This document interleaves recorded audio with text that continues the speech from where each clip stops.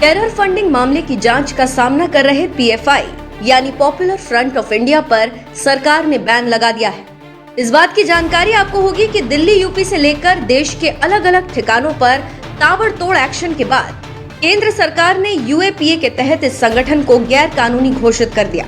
सरकार द्वारा जारी नोटिफिकेशन के मुताबिक पीएफआई पर 5 साल का बैन लगाया गया है।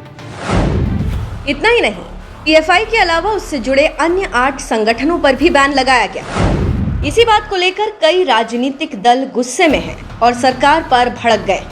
मसलन पीएफआई बैन पर प्रतिक्रिया देते हुए आरजेडी अध्यक्ष लालू यादव ने कहा कि आरएसएस पर भी बैन लगाना चाहिए। इसके साथ ही साथ इस बैन पर प्रतिक्रिया देते हुए बीएसपी अध्यक्ष मायावती ने भी बड़ा बयान दिया और ट्विटर पर ताबड़तोड़ ट्वीट कर निशाना साधा। केंद्र सरकार पर सवाल उठाते हुए मायावती ने कहा कि पीएफआई समेत 8 संगठनों को प्रतिबंधित किया है, उससे राजनीतिक स्वार्थ और संघ की तुष्टीकरण हुए हैं और इस नीति से लोगों में बेचैनी है।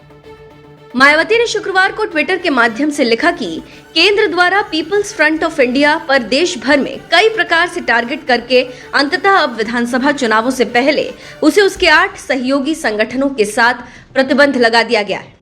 उसे राजनीतिक स्वार्थ व संघ तुष्टीकरण की नीति मानकर यहाँ लोगों में संतोष कम व बेचैनी ज्यादा है।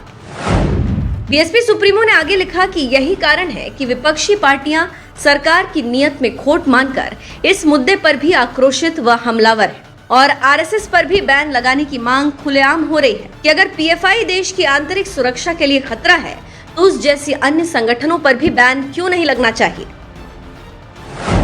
इससे पहले उन्होंने गुरुवार को समाजवादी पार्टी पर हमला किया और कहा कि समाजवादी पार्टी द्वारा अपने चाल, चरित्र, चेहरे को अंबेडकरवादी दिखाने का प्रयास वैसा ही ढोंग है जैसा कि वोटों के स्वार्थ की खातिर अन्य पार्टियां अक्सर ऐसा करती रहती हैं। इनका दलित और पिछड़ा वर्ग प्रेम मुंह में राम बगल में छुरी को ही चरितार्थ करता है। जानकारों का कहना है कि अब क्यों इतना मुखर होकर बोल रही है मायावती। इसके साथ ही साथ हाशिए पर चल रही पार्टी जो बीजेपी को लेकर पहले चुप थी, अब इतना आक्रामक हमलावर क्यों है। देखना होगा कि बीजेपी को लेकर मायावती का रवैया बदलने का कारण क्या है और क्यों है। फिलहाल तो बीजेपी सख्ते में है और चुप है। यूपी में एक और खिचड़ी दिख रही है और जानकार कह रहे हैं कि माया अखिलेश फिर से हाथ मिला सकते हैं और अगर ये हुआ तो बीजेपी के लिए काफी नुकसान होगा।